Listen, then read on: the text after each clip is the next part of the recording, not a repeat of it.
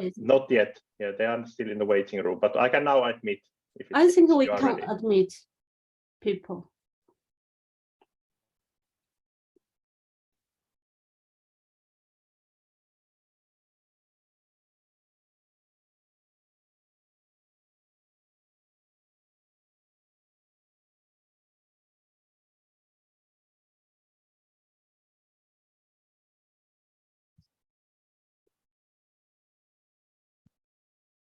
I can see we have 22 participants and 23 coming more.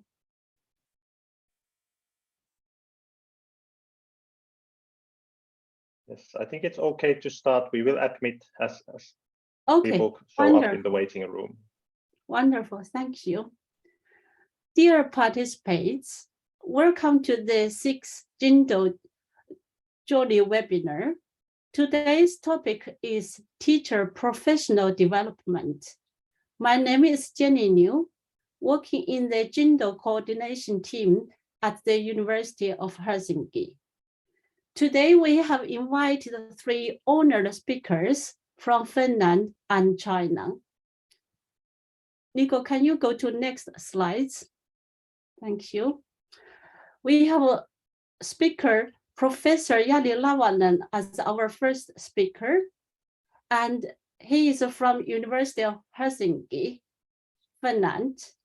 Our second speaker is Professor Yao Congman from Northeast Normal University from China. Our third speaker will be act as commentator from University of Helsinki. He is this administrative principal from University of Helsinki teacher training schools. They all have done extensive work and have long experience in the teacher education and professional development area. They will share their valuable insights with us today. Before starting the presentation, Nico, will you go to next? Thank you. There are some practical things to be mentioned.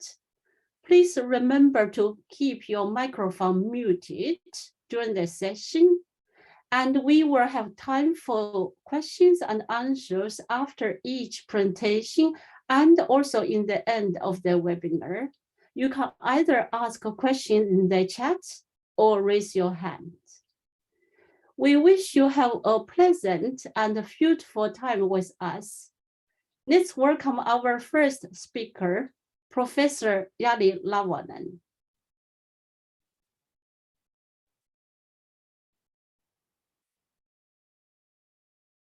So Professor Jari Lavonen, now the floor is yours. Welcome. Okay, thank you for the introduction. Good afternoon, good evening.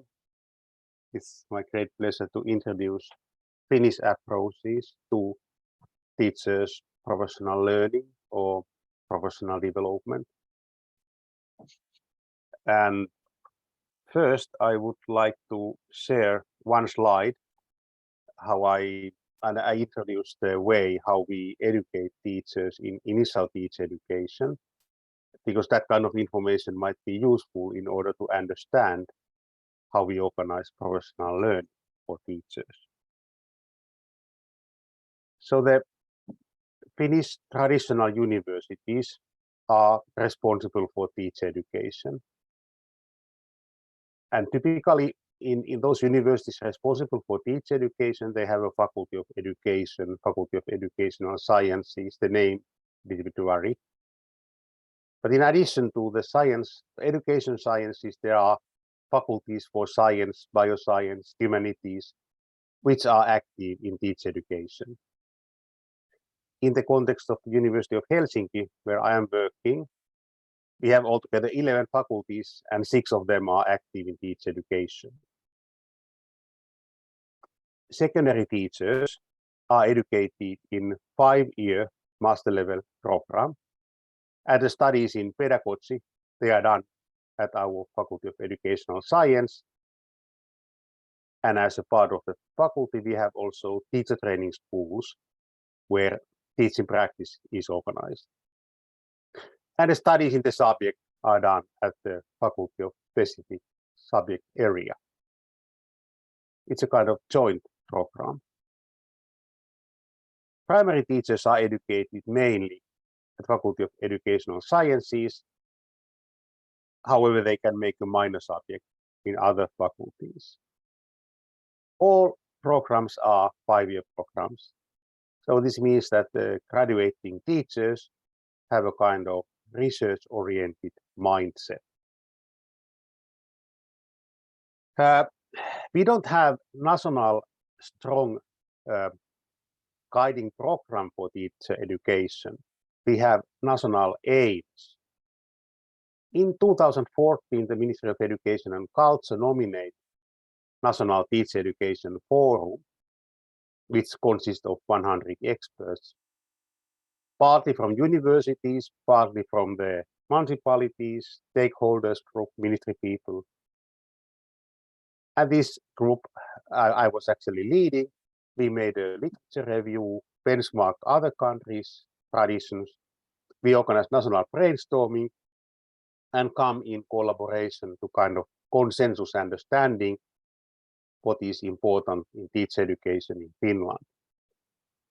International strategy called National Teacher Education Development Program. We have 3 aims, 4 actions to make progress. And implementation has been done through the pilot projects, which were financed by the ministry. In our national aims, we are emphasizing strong knowledge structure in the subject matter, pedagogical content knowledge, general pedagogical knowledge. Knowledge related to the learning, digital devices, use of them in education, diversities. Collaboration, interaction are important competencies teachers should have. Values, ethics are important. Critical thinking and research skills, because we have those 5-year programs, they are important. And understanding of the role of school as a part of the whole society. This is a first area of aims. The second area of aims are kind of transformative agency and innovative orientation in the teacher profession, kind of attitude, creative, curious attitude, curriculum thinking and curriculum and learning environment knowledge and skills, how to prepare those environments and the curriculum materials. And also the understanding about educational innovations, how they are done and how to adopt them to my work. And the third area of aims are related to the kind of competence and willingness for professional learning. And also not only personal level, but also at the school level, how to make progress at school level activities together with other teachers. And kind of understanding that educational leadership is not only the principal duty, but it belongs to everybody. So these are our national aims for teacher education. And we emphasize that teachers should develop during the initial teacher education kind of willingness and competence for professional learning. And now I go to the topic, how we organize professional learning for teachers in Finland. So some very general ideas first. There is a lot of research about teachers' professional learning. Unfortunately, the activities organized in Finland, other countries, they are not necessarily effective. Somehow we forgot how the teachers' professional learning should be embodied in professional lives and working conditions where the teachers are doing their daily job, the communities and classrooms. There is also research what is supportive for teachers' professional learning. So the long-term nature of professional learning activities is one, and teachers' active role in their own professional learning. For example, their participation in the setting of aims, their active role in their own learning, and the reflection afterwards. Connection to the classrooms and practice, the contextualization of the teacher's professional learning, and collaboration and reflection with colleagues. They are examples that are emphasized in the international research literature. And I will give a picture that how these kind of characteristics are connected to our activities in the field of teachers' professional learning. So we have an induction phase for teachers who are starting to work as a teacher, and providers of education, typically a city, is responsible for that kind of activity. However, we have had also national projects, for example, VERME project, which is a collaborative network between Finnish teacher education institutes and municipalities. And in our scale, this 1,000 mentors is a quite good number.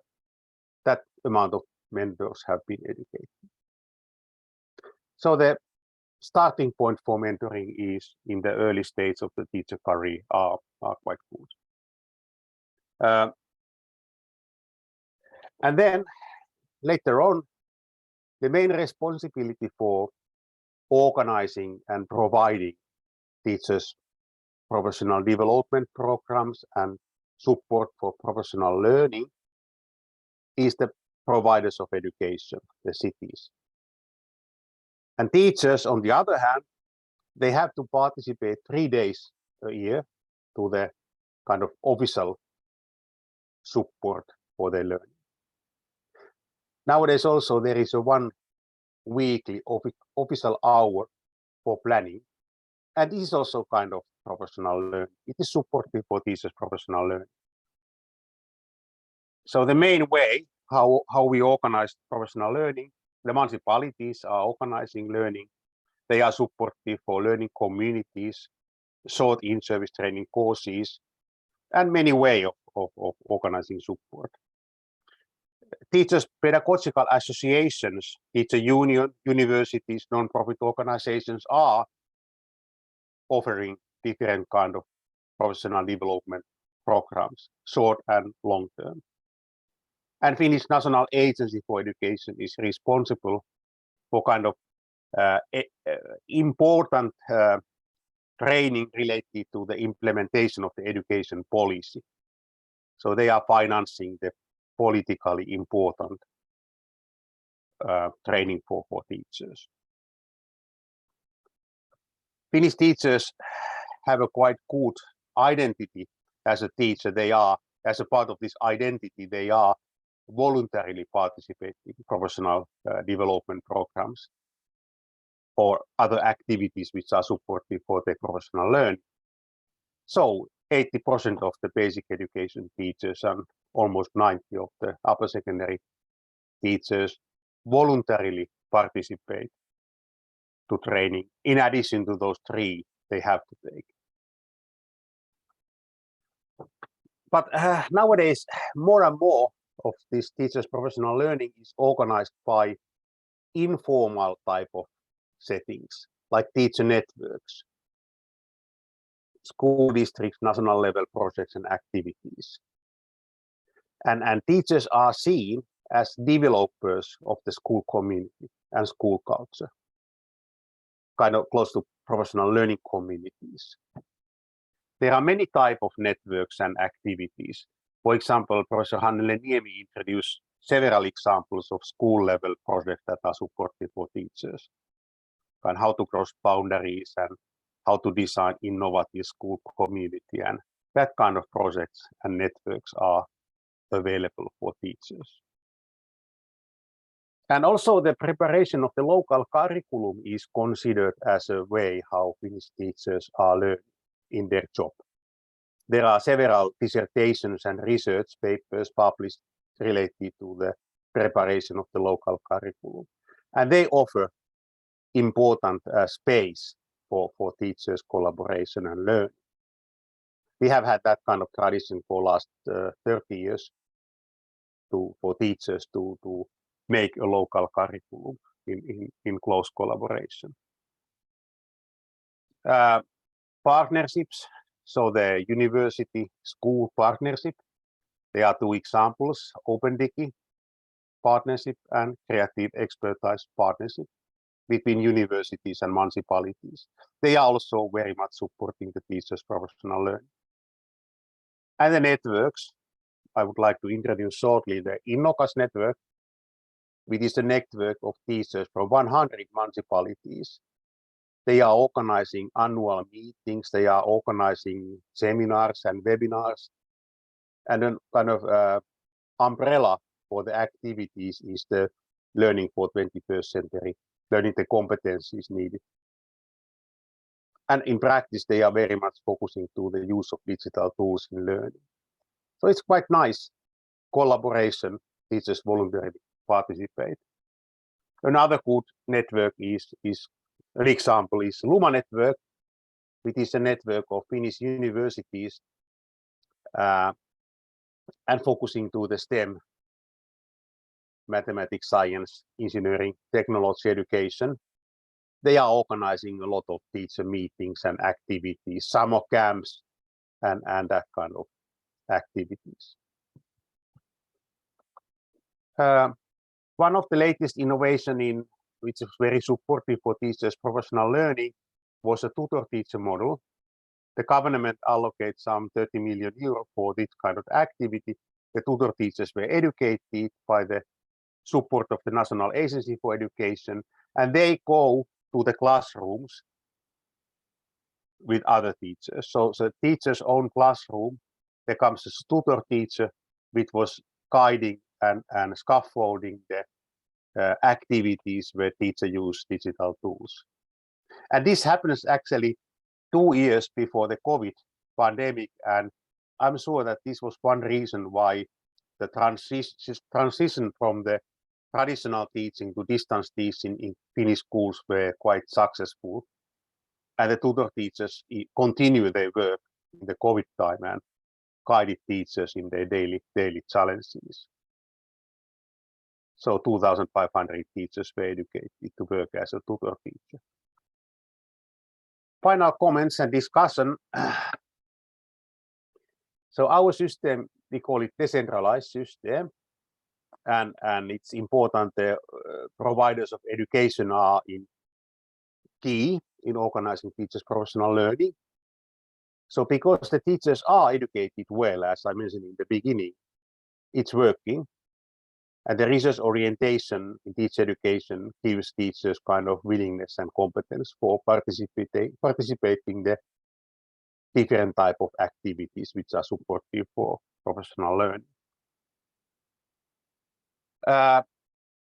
Sorry, I have to change. So that it's possible to recognize how the outcomes of research and professional learning are implemented to the practice. So there are a lot of those teacher-led development projects, mentoring and tutor-teacher approaches, and those voluntary networks.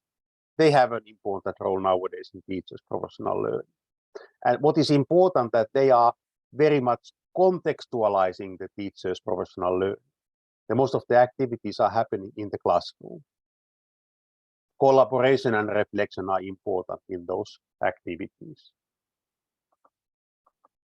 Our challenge is, even I mentioned the mentoring approach, in practice, according to TALIS survey and national follow-up studies, there is lack of mentoring for young teachers.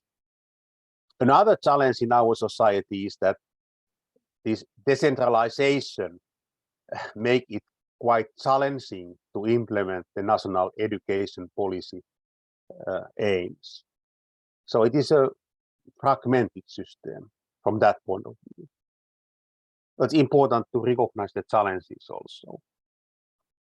And some new directions. The new direction is that our government decided that continuous education, that's the name they are using now, is important for all fields. And now the universities are actively planning and preparing professional development programs supportive for continuous education. So that will be the next topic in our professional learning activities. So after this seminar, I'm planning to go to the Finnish forest, and this is how it looks, and we have nice berries and mushrooms, and it's nice to pick up. So thank you for following me, and I'm very happy to participate in the discussions. Thank you very much. Thank you, JoLII, for this valuable insights about teacher professional development in Finland. It's given us a lot of thoughts. Now we would like to invite Tapio Lahtero to provide comments for this part. Thank you. Thank you. And Jari, thank you for your very interesting lecture. When I comment the lecture, I use, of course, my principal eyes. And I think, Jari, it was very important that you mentioned education provider level, because education provider level and school level is very near the place where the education happens. I think that the education happens and learning results happens in the interaction between teacher and pupil. So that's why it is important to remember education provider level. I picked a couple of sentences you used. At the first, you mentioned development of the school culture, and another sentence you used was competence for the development of own expertise through continuous learning activities. And if I think these sentences, and I think the concept of pedagogical leadership. At first, the culture. If we want to achieve excellent level of education or excellent level of excellent level of pedagogical leadership, I think we should be able to create a school culture that supports the process of teaching and learning. And the school culture is not some kind of product, but it is rather some kind of process where all teachers are in. And I think that it is important for teachers to understand their own role as school culture builders. Another thing is that if we think dimensions of pedagogical leadership, what kind of dimensions of pedagogical leadership are connected with better learning results?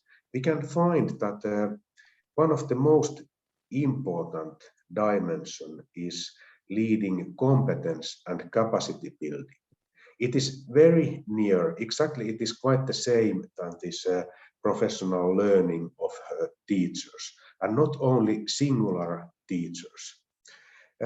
If we really want to find the correlation between better learning results and leading competence and capacity building, we need to remember that it means that leading competence and capacity building, it is the process.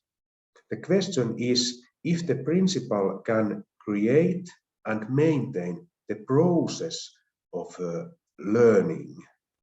And now the question is how our teachers can recognize themselves as the part of this community process of learning.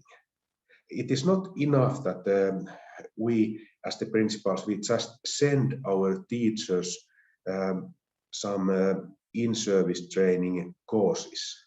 It's not enough. We need to create school level process of learning. We should be community of learners, and I think, Jari, you used also this concept. I can find very many similarities with your presentation and also research of educational leadership and pedagogical leadership. Traditionally, I think it is not too typical that these two viewpoints go hand in hand. But I was very happy, and I realized that you really knew quite well this pedagogical leadership topic. And as you summarized in your slide, these things, teachers as a part of school culture and leading competence and capacity building, they are skills, leadership skills that all our teachers should have. Thank you. It was very, very interesting presentation. Thank you, Tapio, for giving valuable comments on JoLII's presentation. As I mentioned in the beginning, that all our speakers, they have extensive working experience in their teacher education and professional development. You can find the link I posted in the chat to find out more about our speakers. For example, Tapio has been working as a principal, so he knows quite well how teacher professional development in practice. Thank you so much. I like what you have just comment and mentioned both in JoLII's presentation and in your comment. So we have time for 1 or 2 questions about JoLII's presentation. So there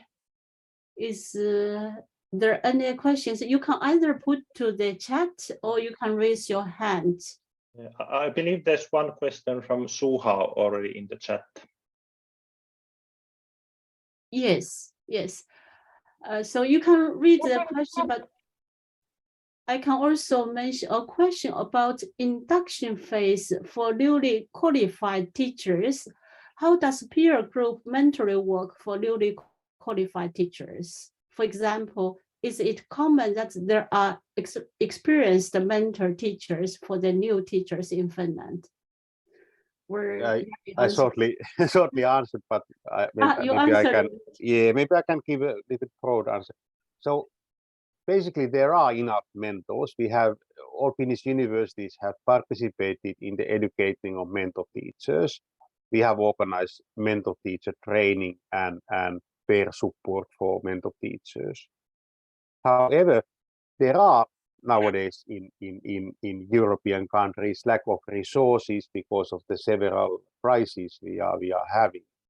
And in practice, it looks that especially in big cities, they have challenges to compensate the work the mentors are doing with the new teachers. So officially, yes, and it's quite nice. We have educated, but in practice, especially in big cities, there are challenges to implement. We have acknowledged the importance of the role of mentor and how important it is. And it was mentioned this kind of peer mentoring, peer group mentoring. That is the way how we are doing that in mentor. So it is very valuable and useful for young teachers, but unfortunately it has not fully implemented.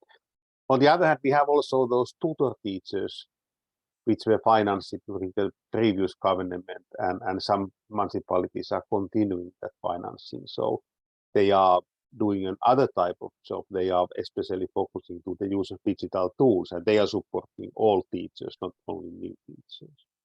But this is an important question, and we are aiming to make progress with this topic. And maybe I can give one comment to the Tapio's. It was very nice that Tapio analyzed this teachers' professional learning phenomena from the point of view of pedagogical leadership.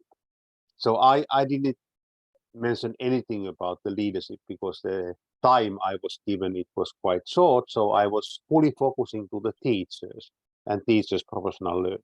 But I fully agree with Tapio that without a pedagogical leadership, that is not happening, what I was introducing. So that was not mentioned, but I agree that that was important to analyze the phenomena from that point of view. Jari, you didn't mention it by using the concept, but Yeah. you described the phenomena quite well. That was my decision that it's not enough time to go to all directions. Thank you. Thank you for the excellent question and excellent answer. And thank you, Tapio, for mentioning this educational leadership. So Tapio has done extensive research in this educational leadership and the pedagogical leadership area. So very good to have you here. Thank you all. Yes. So let's move to. So if you don't have any questions at this moment, we still have time in the end for discussions and questions. So let's move to the second presenter from Professor Rao. Welcome. Thank you. Okay.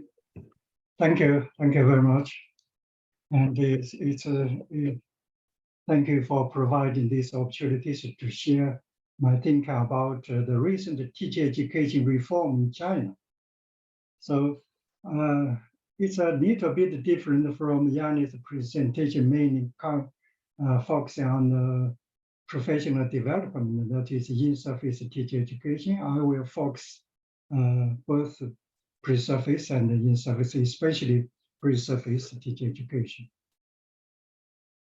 And in China, we recently teacher education revitalization has become a very hot topic in China. And since the mid-1990s, teacher education in China has entered a period of change from quantity-oriented to quality-oriented teacher education.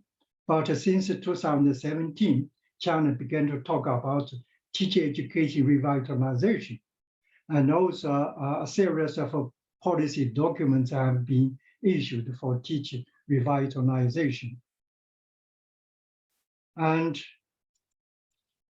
observing the recent trend in China, one may be wondering why China began to talk about teacher education revitalization after over 20 years of quality-oriented teacher education reforms, and what is the goal of the teacher education revitalization, and what kind of measures has already been taken, and kind of measures taken revitalize teacher education. So in order to answer the above research question, I think that it is necessary to put the current teacher education revitalization against the background of the reform since the 1990s. So, but when we observe, we examine the teacher education reform since the 1990s, and we need a perspective. So I choose the teacher education as a lever for educational quality and equity. So I will use this as a perspective to examine, to observe the teacher education reform since the 1990s. And my presentation will cover four aspects. One is a historical basis, and the second is about the societal context, and third is about the policy initiatives or measures, and the fourth is about a perspective for the teacher education revitalization. And first, let's go to the historical basis for the teacher education revitalization. And the teacher education in China from 1949 until 2017 can be divided into two phases. One is the quantity-oriented teacher education, that is from 1949 to the beginning of the 1990s. And the second phase, that is the 1990s to 2017. And this is a quality-oriented teacher education phase. And as for the quality-oriented teacher education, it also can be divided into further phases. One is from mid-1990s to 2005, and the other is from 2005 to 2017. And the first phase focuses on teacher education quality, to improve teacher education quality through system restructuring. And the second phase is binary focuses on teacher education quality through capacity building, and also emphasize teacher education for educational quality. So I divided into two further phases. As for the first phase, that is from 1960s to 2005, we have to see the reform background. Why is the most important factor, that is the transformation of economic system, that is from planned economic system to market economic system. This is the most important factor. And the other factor, that is teacher market. And for a long time, we faced the problem of teacher shortage. But after entering this period, the problem of teacher shortage is not so serious, and it becomes better and better. And for the goals of the first phase is to try to improve educational quality through teacher education quality improvement. That is, we try to improve teacher education quality to in order to improve the educational quality. And during this phase, we choose to learn from the West, and we take teaching professionalism as a slogan, and we want to set up an open teacher education system. This is we try to learn from the West, and several measures during this phase we focus mainly on system restructuring, because at that time we regarded the system restructuring as a precondition for improving teacher education quality. And the system restructuring covers two aspects. One is pre-surface teacher education, the other is in-surface teacher education. For the structural reform of the pre-surface teacher education, there are two kinds of measures. One is to open up teacher preparation system. That is, we change it from a closed, exclusive teacher education system to a diversified and open teacher education system. That means for a long time, we had only normal teacher education institutions. That is, only specialized teacher education system institution could prepare teachers. But from after entering this phase, situation has changed. And the second dimension is try to upgrade all teacher education programs to higher education level. And in terms of the construction of a lifelong learning system for teachers, and also the reform also happens on two dimensions. One is institutional integration of pre-surface and in-surface teacher education institutions. And the other is try to establish a network for teach learning. That is, we try to utilize the internet to establish a lifelong learning system for teacher development by collecting the existing various teacher education resources or opportunities. And for the second phase, that is from 2005 to 2017, for the reform background, first the societal development. During this phase, we emphasize, on the one hand, we are going to set up to build in the creative country, and the other we want to build a harmonious society. And this strategy was also reflected in the educational development policy. So during this phase, we have two focus of educational reform or development.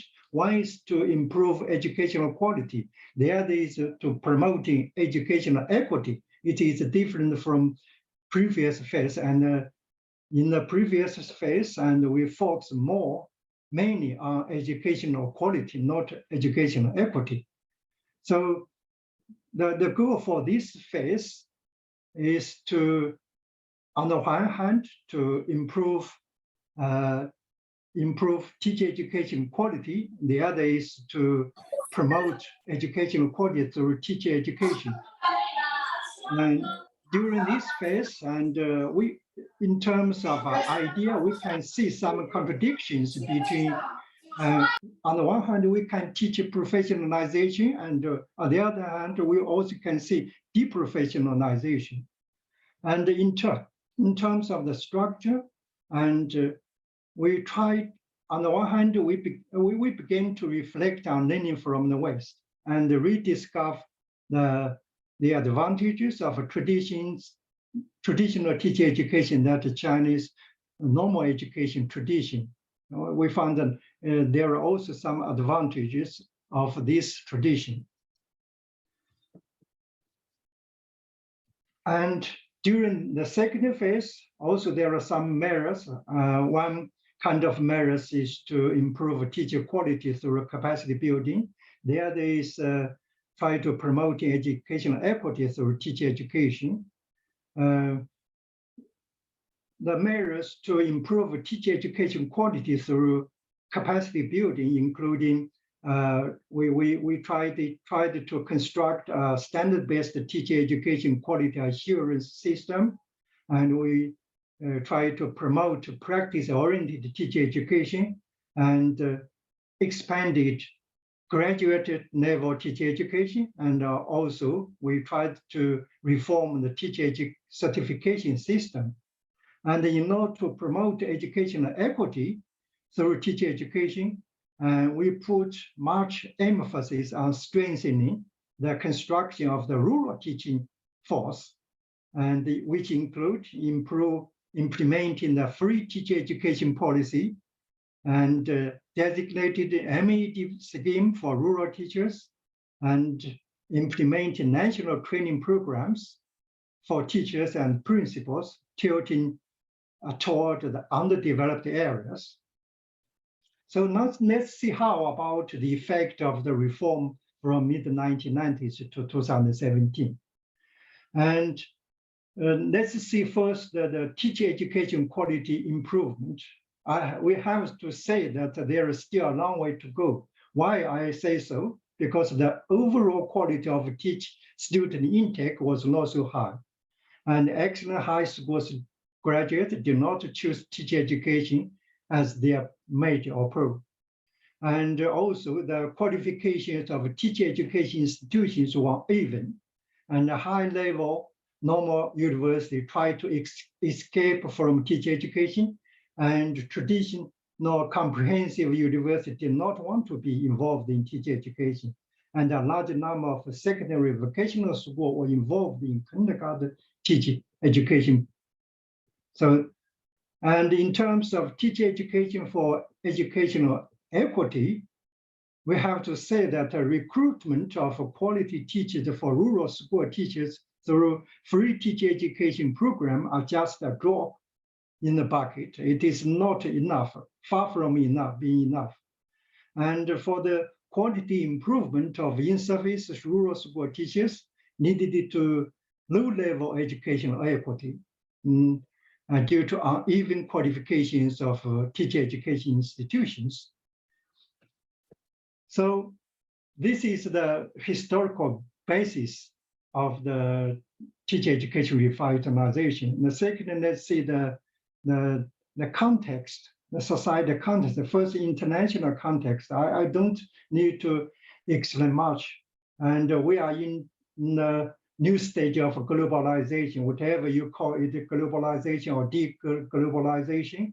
And there we're facing uncertainty, more uncertainty. What is certain amount uncertainty is we are facing more intensive international competition. This has also exerted influence on teacher education reform in China.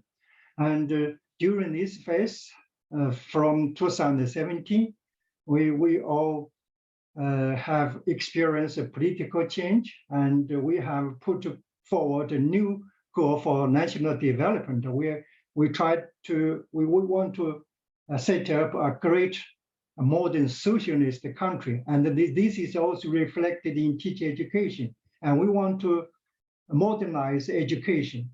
And we want to build a high quality educational system. The so-called high quality educational system means yes, it's a system of educational equity with quality. That is, try to integrate equity with quality, not just in parallel, not just binary focuses. This is a difference from previous stage.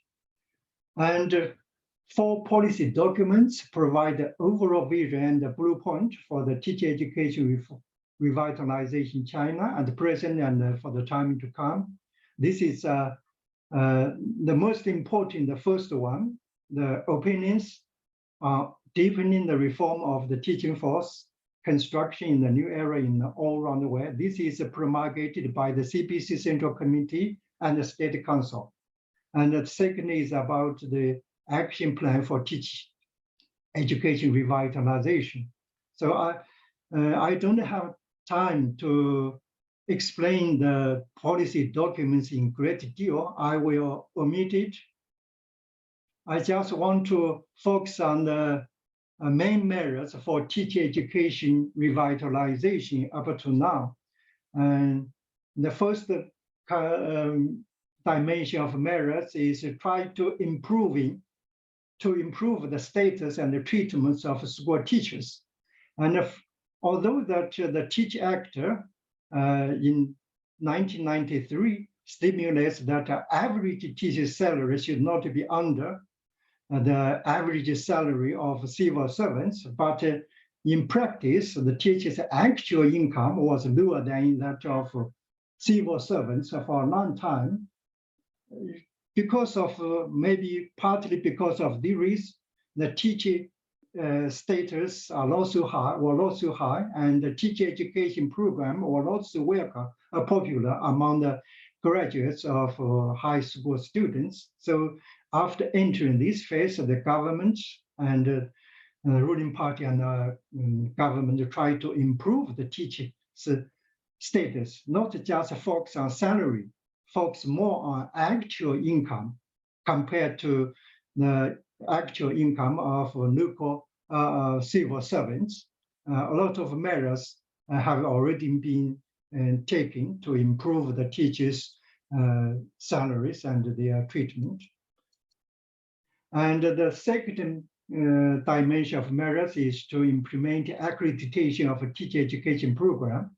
Although teacher education related standards were set up for teacher education quality assurance system by 2015, most of the standards were not effectively implemented. So in 2017, the Ministry of Education issued measures for the implementation of a teacher education program accreditation in general higher education institutions, and has started the accreditation since 2018. The basic idea for the program accreditation is student-centeredness and output orientation and continuous improvement. And our system is we call the 3-level monitoring and accreditation system. The first level is monitoring, second level is qualification certification, and the third level is excellence certification. And the third measure is to construct a normal education institution. That means teacher education basis.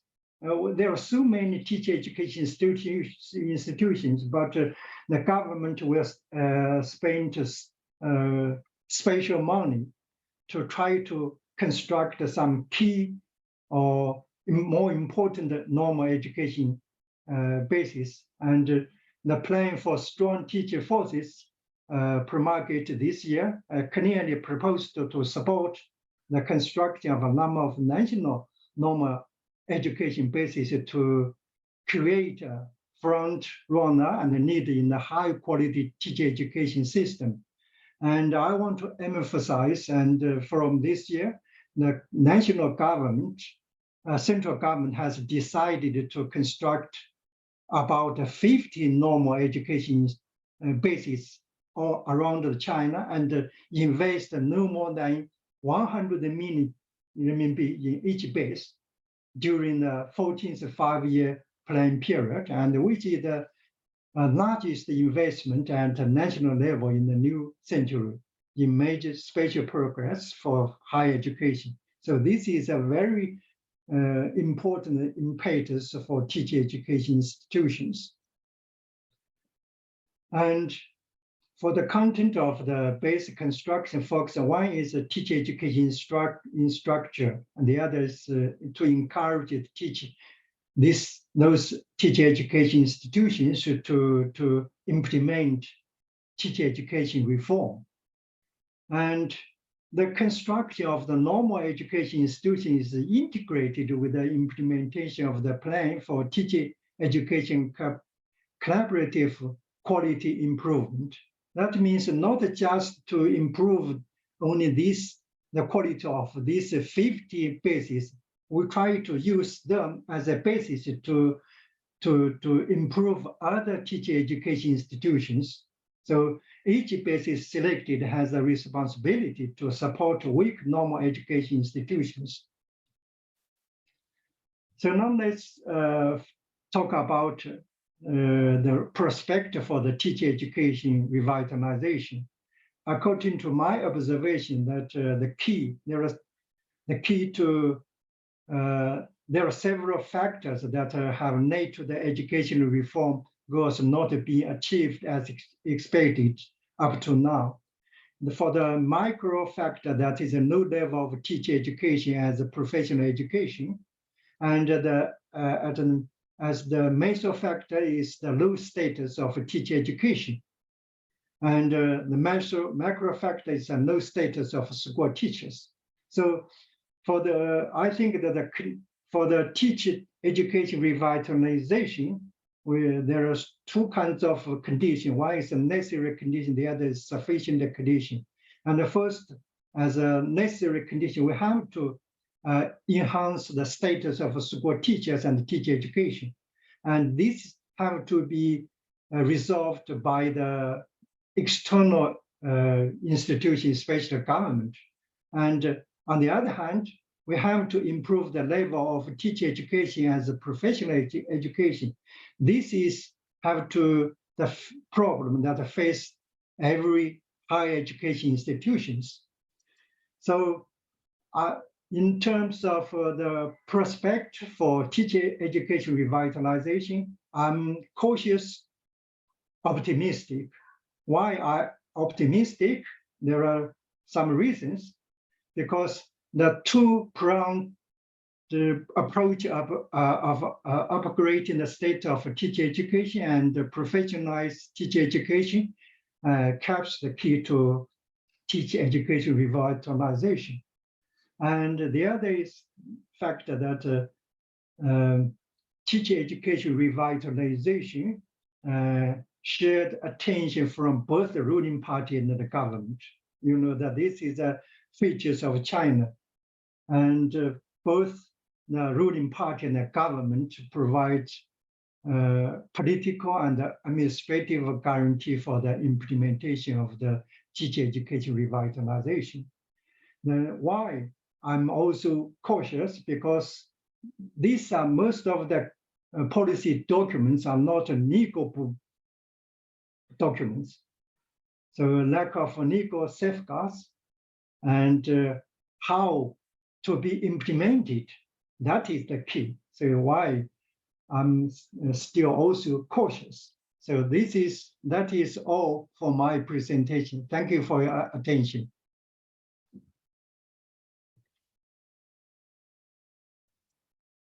Thank you, Professor Rao. Thank you for your excellent presentation. I get to know so many details of this Chinese teacher education and teacher professional development in such short time.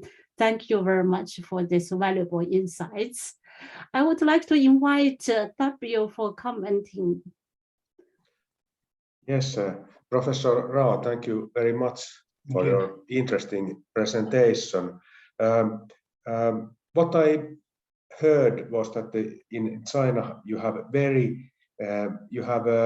developed very systematic way your teacher professional learning and also long time.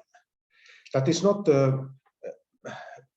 everywhere. So we can meet systems where, for example, one government gives that kind of direction, and after 2 years, some other government says it was not good idea. Now everything changed, and again after 2 years, everything changed. You have very systematic way to develop your system, and I was very glad to hear that it is very good situation. Jari mentioned that in Finland we have some kind of risk that our system is a bit fragmented. I think in Finnish context it is quite easy to live with that kind of risk because our education sector is very little. In China, in one city, for example, in Shanghai, you have 4 times bigger education sector than we have in Finland. Your sector is huge if I compare it with our Finnish system. In one of the last slides, you mentioned micro, meso, and macro factors.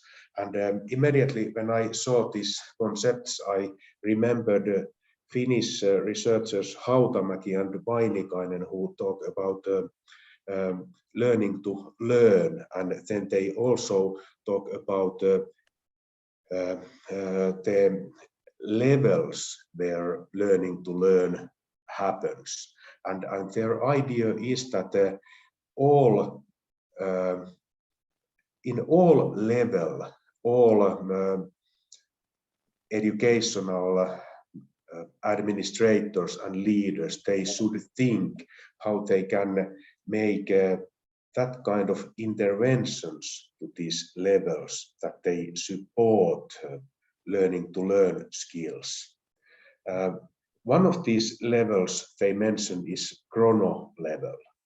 It means just what I said, that in all times, year after year, we are systematic. We remember our goals clear. We don't change our systems every year.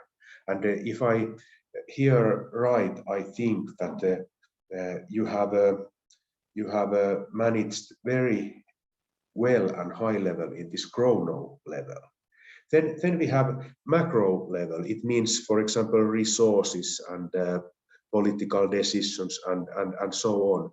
I think you have you have created structures. You have given resources and very systematic way. Finally, I think the question is very similar in China than in Finland. If there is some kind of gap between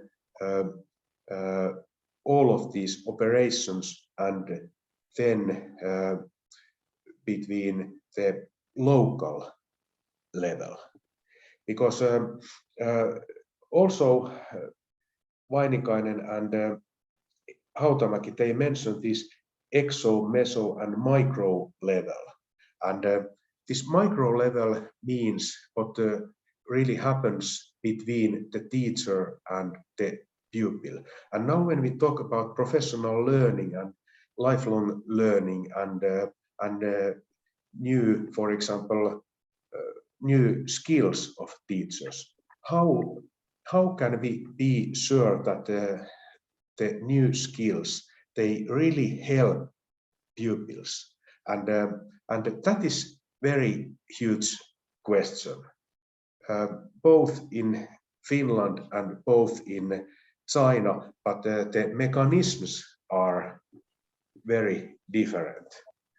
Very, very interesting questions. I think I don't have clear answers, but interesting. Thank you.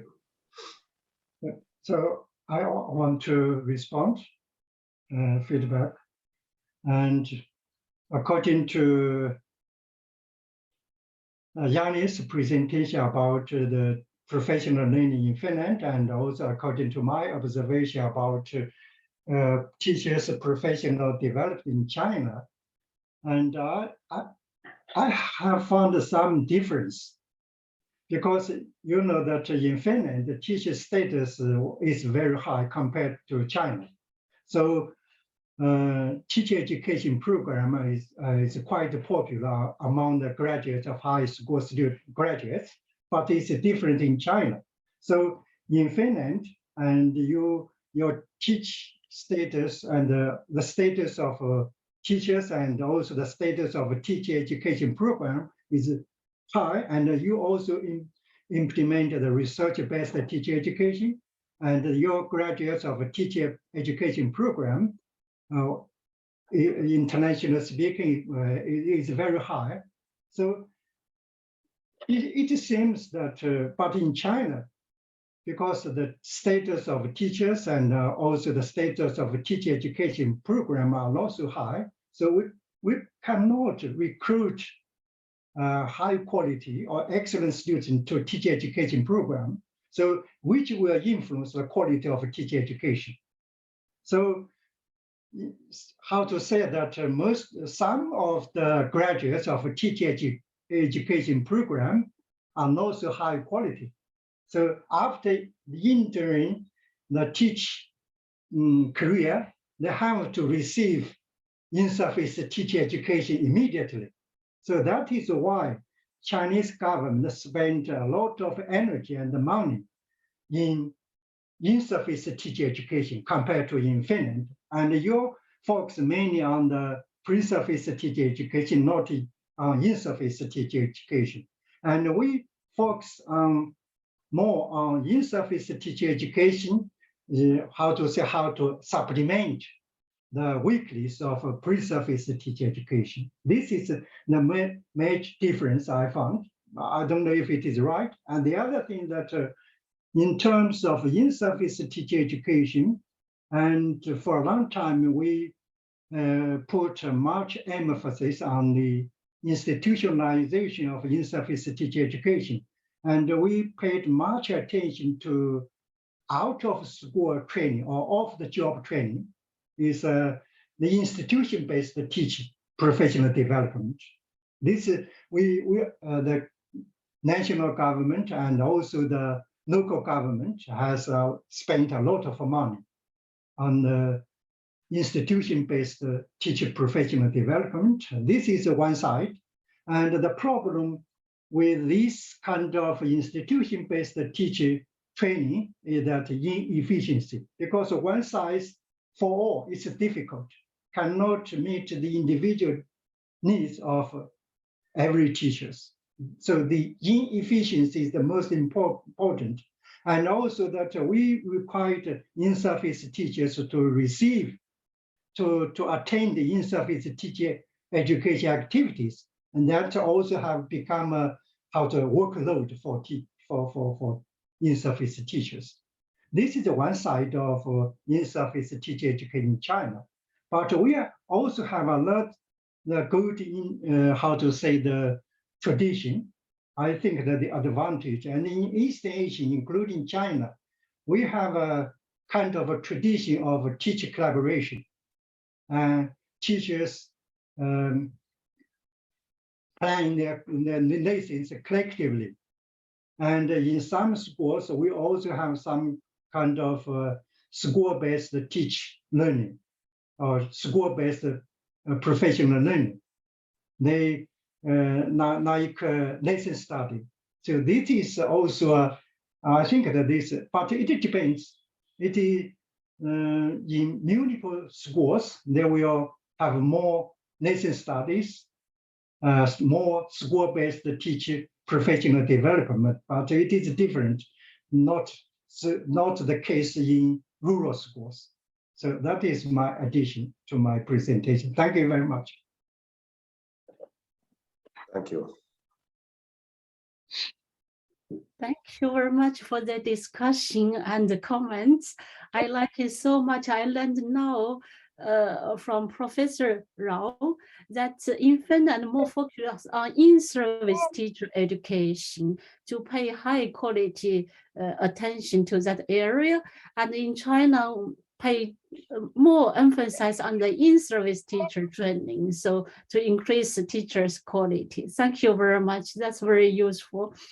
And now we can take questions we can take both for Professor Rao and Professor Jari Lavonen. So you can put your question in the chat, or you can raise your hands, unmute yourself, and ask questions. At the same time, I noticed in chat there is one question we didn't take it in the first session. It's from Melissa. Yes. So Jari, there is one question I think it's for you. He said, I'm wondering what are the training courses for in-service teachers in Finland? I guess that means in Finland, yes. So the training courses for in-service training. So I try to open this whole space. So of course there are courses offered, for example, by the universities or our Luma Center, STEM Education Center, and the municipalities are organizing training courses. So there are different organizations who are providing those in-service training courses. That is one part how we support teachers' professional learning in the job. But I try to open that it is more complex.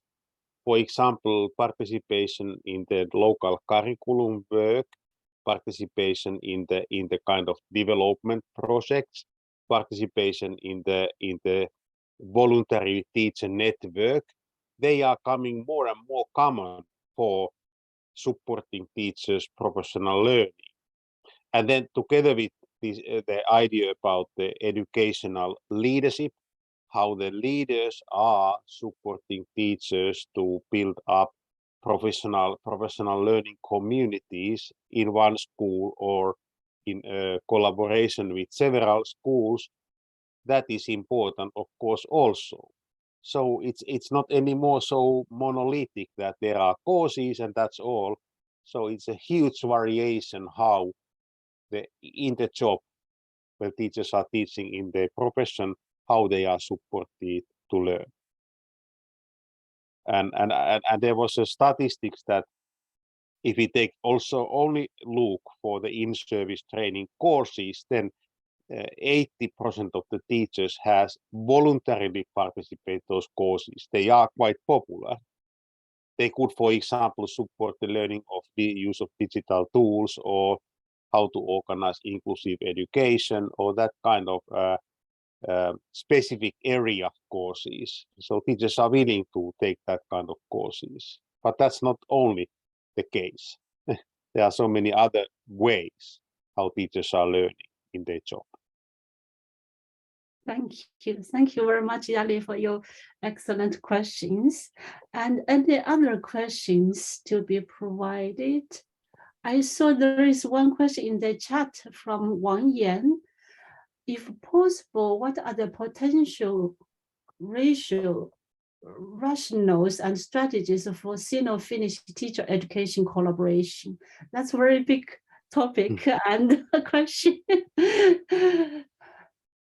I wondered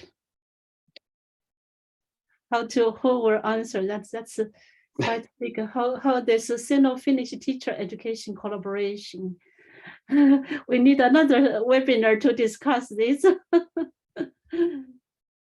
Thanks for the good question. I don't know how to answer that question, or if our speakers have some thought about it. Too complex. So yes, very Yeah, I think currently we have some teacher education collaboration program. Maybe Oli-Pekka knows some more about this in this area from Edu Cluster's experience. Yes, I saw Oli-Pekka's hand. Yeah. So thank you everyone. Olli-Pekka Malinen from the University of Helsinki, and I would especially like to thank Professor Rao bringing up that collaborative aspect of teacher-professional learning. And I would say that one way of collaboration that I've been utilizing a bit is borrowing some of the Chinese models of teacher-professional development. Like you mentioned, the lesson study model, or this collaborative models of professional learning, and then I applied some of those models in teacher training we've been doing for Finnish in-service teachers. So at least I think that's one way, sort of using models that have been tested in different contexts and then trying to apply them in another context. And for example, in this case, I think it has been rather successful. So this collaborative learning used in many of the East Asian countries, it seems to also benefit the Finnish teachers' learning. That's maybe my comment on that was a good comment and good example. Yeah, thank you. That in fact the idea for teacher collaboration was put forward by I think that maybe by Eddie Hargreaves or by Western scholars, but the idea from East Asian countries, especially from Japan, and but in East Asian country, or we all have the tradition of teacher collaboration. And but there are some difference between China and Japan. And we have in China, maybe in schools, in primary and secondary school, we have organization. That means we call organization, each subject have their department. That means the special department for example, for language teachers, for mathematics teachers, and they often sit together to plan their lessons together. This is quite popular in China. This is one kind of, we call it collective planning. And there are also some more official, or how to say, maybe more formal teacher collaboration, lesson study. And sometimes it also open to the outside, and other school teachers can come to this school. So this also include the elements of research, something like not just the collective planning. So, but there are some problems in China in teaching collaboration, because collaborations takes time, and also that sometimes it also become a pressure for teachers, because they are trying to behave very successfully. So it takes time. Okay, thank Thank you. you. I saw Jari has a hands up. Yeah, one comment what I have learned and emphasized in the discussion is that yes, this collaboration among teachers in China. In the TALIS survey, I think it comes very clear how much more, almost double amount of time is used for teacher collaboration in China compared to Finland. So that is okay, not the whole China. It was a Shanghai data I was looking recently. So that is something that we have been a lot thinking how it is possible and how to increase that kind of teacher collaboration. But may I ask a question from Professor Rao? So based on my previous experiences and maybe 10 years ago more familiar with the normal universities in China, I recognize them very highly appreciated universities and teacher education programs of high quality. But during the last 10 years, China has emphasized the publishing in international journals, and the number of high quality publications from China is approaching the United States, and in many areas even more publication. So is this somehow related to the why normal universities is willing to switch to the more research and not so much teaching? So maybe it is the consequence of the Chinese this publication policy. And then my question is that in Finland, maybe some 20 years ago, the teacher education was not so much appreciated as it is now. But then we invest much more time for research activities, and the number of publication approach to other, especially in social science field, and that increased the appreciation of teacher education activities in Finnish universities. So is it a consequence of the policy? Yeah, thank you very much for your questions. And you know that formally that Chinese higher education institution universities, especially in 1970s and maybe by the end of 1980s, Chinese university focus more on teaching, not research. But since the beginning, the end, maybe since the mid 1980s, Chinese university began focus more on research. And now we face the tension between the teaching and the research. And all the universities want to become a research university.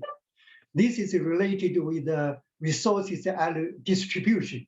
Mm-hmm. So university ranking, and also that the central government or local government distribute resources mainly according to the, the ranking.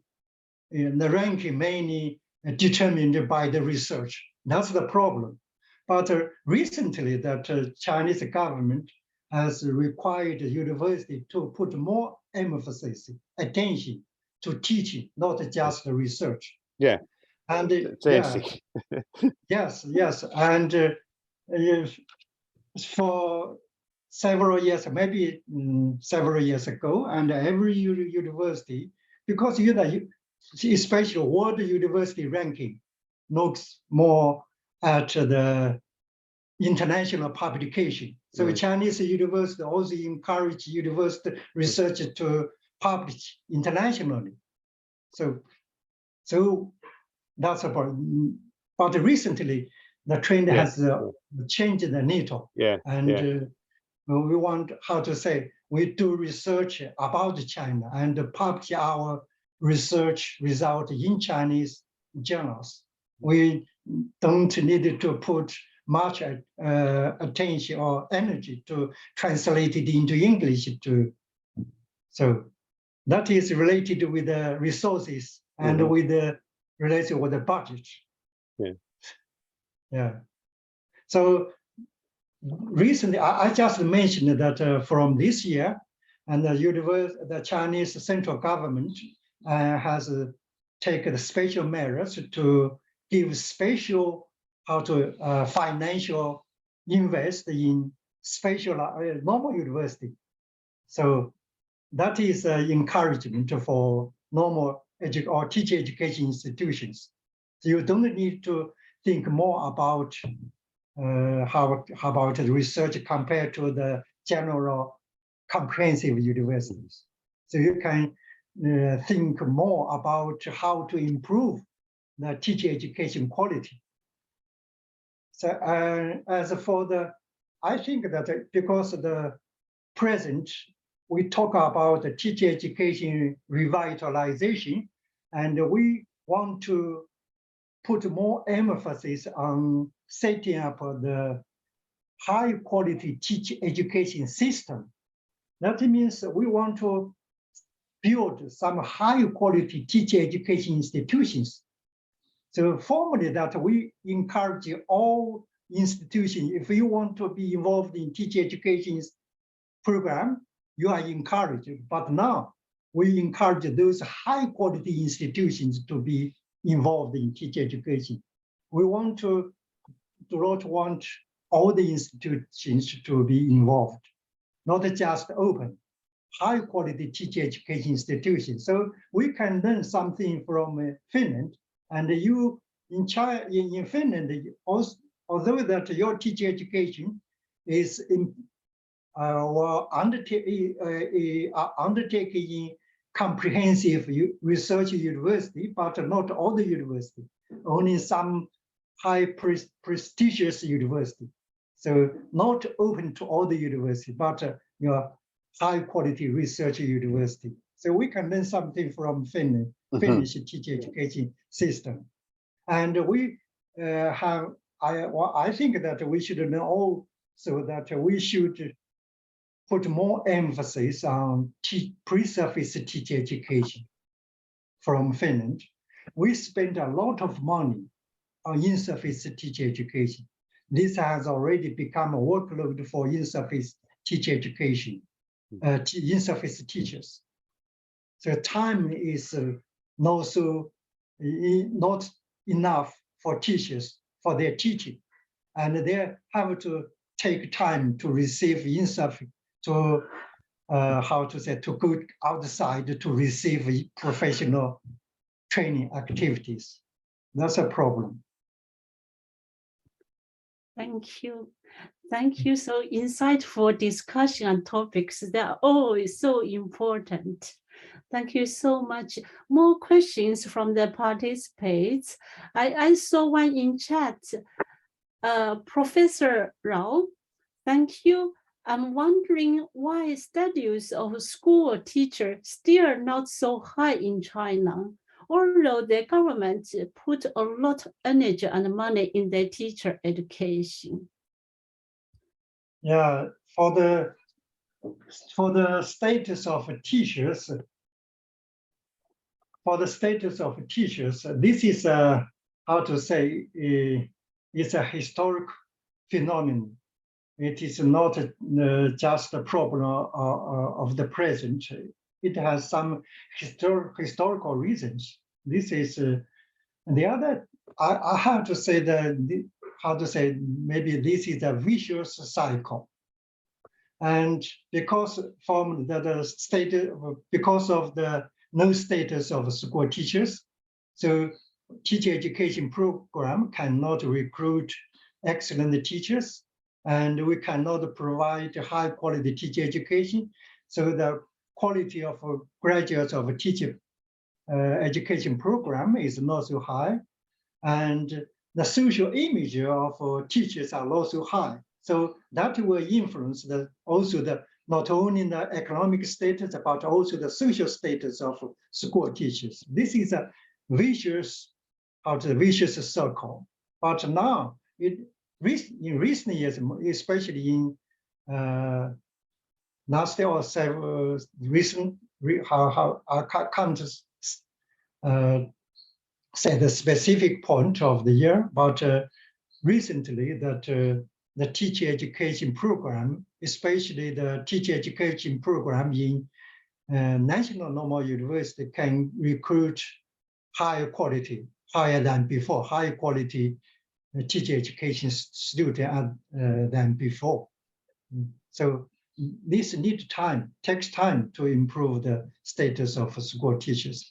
And for the government to put a lot of energy and money in teacher education just begin recently, not previous years. So it is just the beginning of the government to put a lot of energy and money in teacher education. So I think that maybe now is the beginning of improving the status of teachers and the teacher education. Thank you, Professor Rao. To give us hope, we will see teachers' status in China will increase in the near future. Thank you. And we still thank you for staying with us already more than 1 hour, 20 minutes already. We still, we are almost in the end. Maybe we don't have time now for any more questions. Maybe I have a question for Jari. Okay. Mm. Yeah, in China, especially in Japan, we often talk about in-service teacher education or in-service professional learning is a duty or a right for teachers. It's a right for teachers or the duty for teachers. Is it a kind of discourse in Finland? of course, it depends of the teacher, and there is variation among teachers. But if I just look for this percentage of teachers who voluntarily take courses and are willing to improve their profession, that was quite high. So this is a speculative answer, and maybe not. I do not have, unfortunately, strong evidence now for this, but for many teachers, this is kind of part of the professional identity. And as a part of professional identity, they are willing to improve their skills and competencies in collaboration with other teachers. I think that's quite natural in our context. But of course, the variation among teachers, of course, exists. And somebody, of course, feel that, oh, I have to do that, or I have to do that. So, but I have to look some statistics more in order to give a better answer. So, but it's not possible so quick. Maybe Tavis is giving that kind of answer, but that was my personal view based on my reading and discussions. Thank you. Thank you. Yes, thank you for your active participation. Maybe I still give the last chance for one question that we have 4 minutes. Maybe we still can take one question. I would like to ask how Finnish schools balance the teaching resources in urban and rural areas. That's an important question for Chinese Chinese teachers, I think. Yeah, so basically this is almost true that the best school is the nearby school. However, in Finland, based on our national monitoring follow-up studies, the variation between school has increased. So it is not as good situation as maybe 10 years ago. But this is recognized, and for example, this morning newspaper, our deputy mayor of the city of Helsinki was very much analyzing this phenomenon, what the city can do in order to make the variation smaller between schools. And the variation between city and rural area, I think that is not a big issue. So if I compare the data of our national monitoring from the eastern part to western part, north part, south part, there is not so huge variation between the learning outcomes we measure in our national kind of sample-based studies. There was a time there was a difference between Swedish and Finnish-speaking schools, but then the government invests money for teacher education. We educate nowadays teachers for Swedish-speaking schools in Helsinki and in Vaasa. Earlier it was only in Vaasa. So always the policy aims to look for those evidence and then analyze what should be done. So that's my personal experience in this context, and it was very nice analysis. For example, this morning newspaper the deputy mayor made on this topic. Thank you for the important questions. Thank you for the interactive discussion. I want to thank all the excellent presentations, speakers. Thank you for your contribution, and thank you for your valuable sharing your insights in the teacher professional development. I also want to take the opportunity to thank all the participants. Thank you for stay with us.